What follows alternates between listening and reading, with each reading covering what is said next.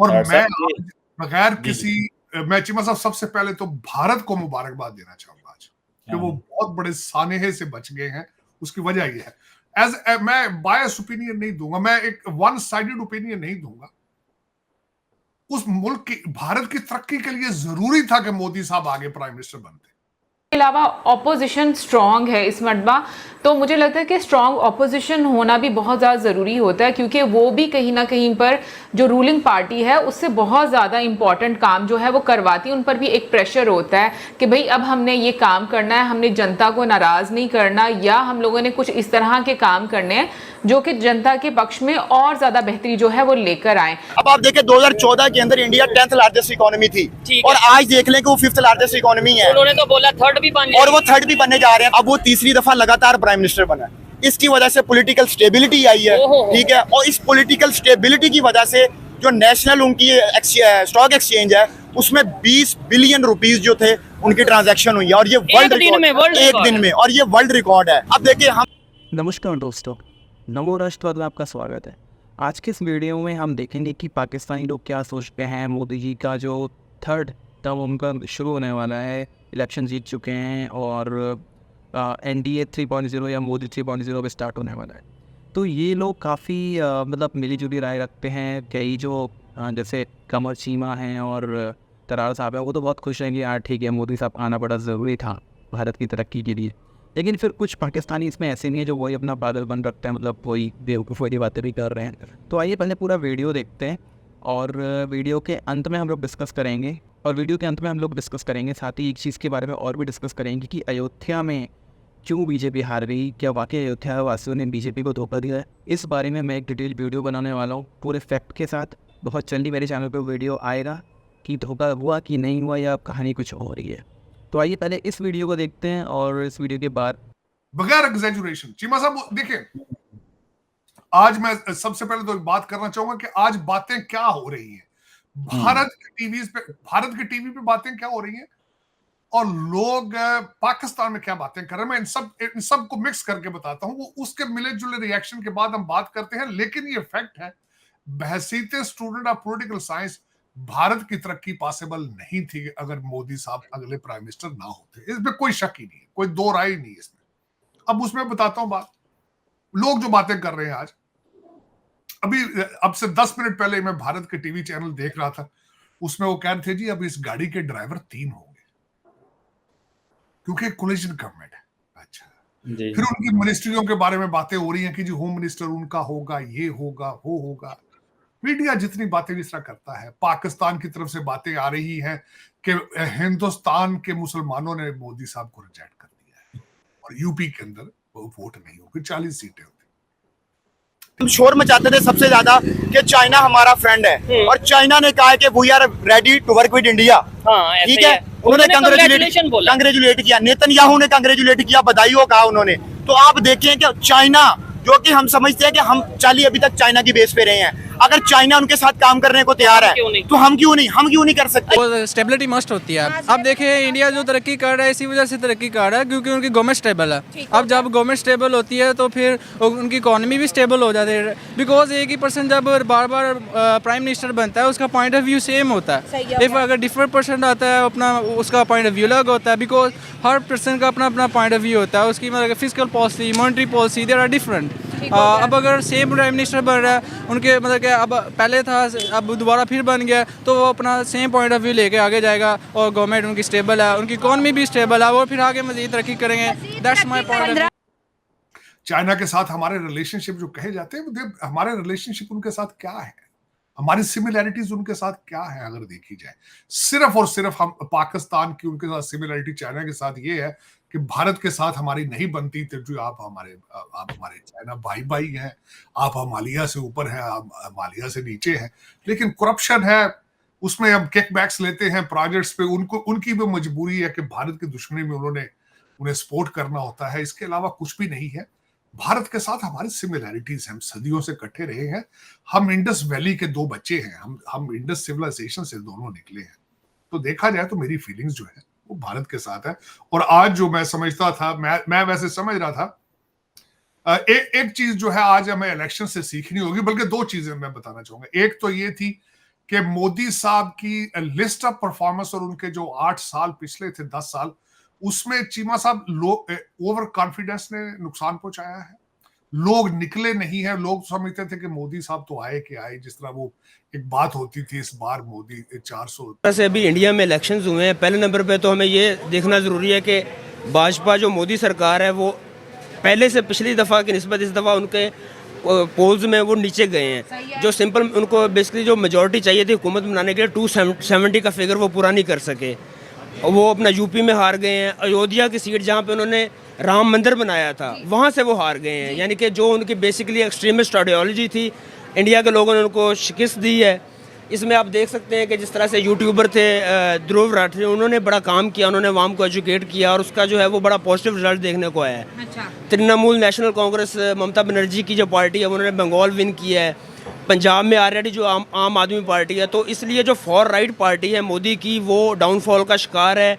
हम देखेंगे कि आने वाले कुछ वक्त में फिर से जो है वो कांग्रेस या फिर कह लें कि जो थर्ड फोर्स है इंडिया की जो आम आदमी पार्टी की सूरत में उभरी है वो सामने आएगी। अब देखिए, मैं एक चीज़ यहाँ पे क्लियर कर देता हूँ कि ये जो बात कर रहे हैं ध्रुव राठी के बारे में कि एजुकेटेड किया है, ऐसा कुछ नहीं है। सारी वीडियो पूरे मिसगाइडेड हैं और टोटली एक नैरेटिव जो बनाया जाता है भारत के खिलाफ और मोदी जी के खिलाफ, वो उस पर डिपेंड करते हैं। वो एक नैरेटिव बनाना है, फेक नैरेटिव बनाने की वीडियो।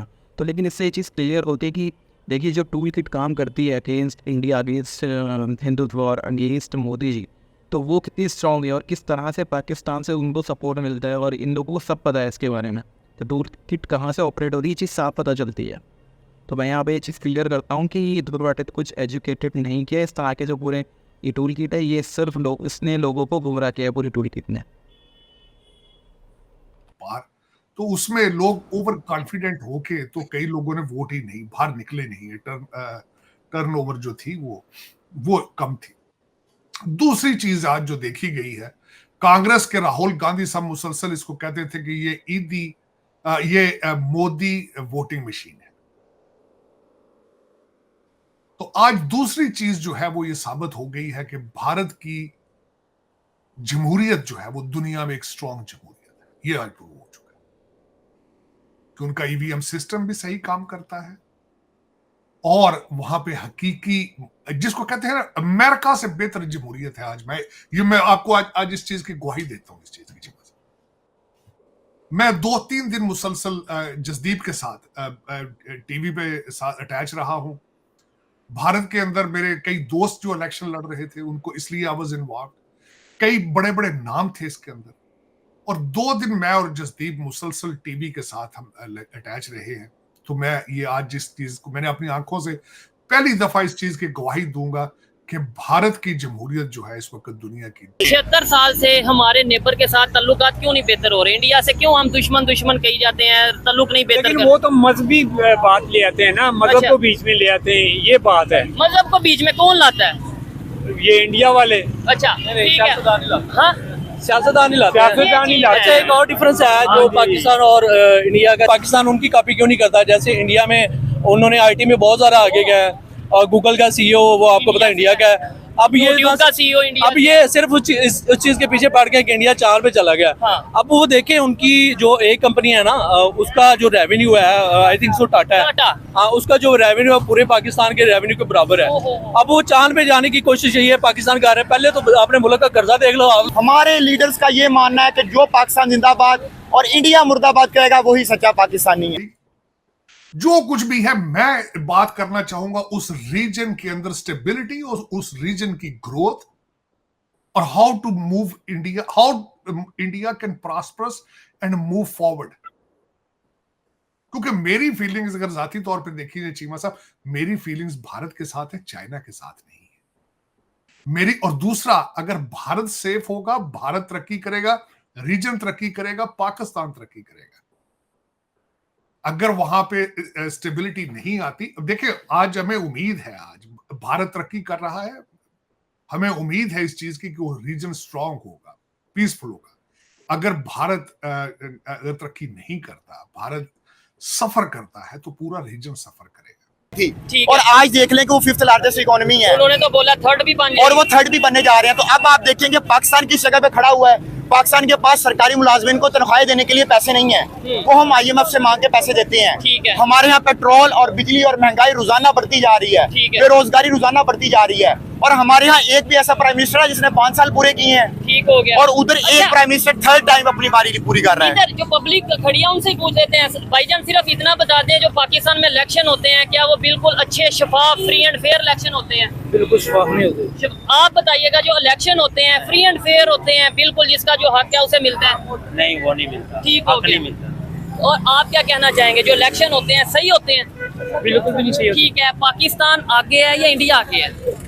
इस टाइम जो पाकिस्तान का कोई हालात भी नहीं है, क्यों जो जिससे कोई वही अपने रोना रो रहा है। बिल्कुल हर बड़े गरीब अमीर सब बराबर परेशान नजर आ रहे हैं। परेशान नजर आ रहा है हर बंदे। बिल्कुल इरशाद भाई देखें, इधर जितनों से भी पूछेंगे सब ने यही बोला। इसका मतलब है यहाँ से हम अंदाजा लगा सकते हैं कि पाकिस्तान में कितनी डेमोक्रेसी है।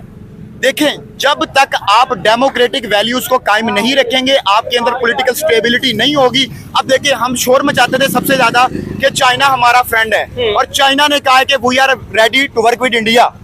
ठीक है, उन्होंने कंग्रेचुलेट किया, नेतन्याहू ने कंग्रेचुलेट किया, बधाई कहा उन्होंने। तो आप देखें कि चाइना, जो कि हम समझते हैं कि हम अभी तक चाइना की बेस पे रहे हैं, अगर चाइना उनके साथ काम करने को तैयार है तो हम क्यों नहीं कर सकते? अच्छा, मुझे बताएं, उधर इलेक्शन हुए और वहाँ पे अब ये 8 तारीख को शायद वो वोट लेंगे और तीसरी बार फिर से प्राइम मिनिस्टर बनेंगे नरेंद्र मोदी। तो क्या पाकिस्तान के प्राइम मिनिस्टर या पाकिस्तान की तरफ से ऑफिशियली कांग्रेचुलेशन बोला जाएगा आपके ख्याल से? नहीं, जब शहबाज शरीफ प्राइम मिनिस्टर बने थे तब उन्होंने बोला था कांग्रेचुलेशंस। ठीक है, तो हमें भी चाहिए कि हमें बोलना चाहिए, कांग्रेचुलेशन बोलना चाहिए, और उनको दावत देनी चाहिए कि हम ट्रेड करें।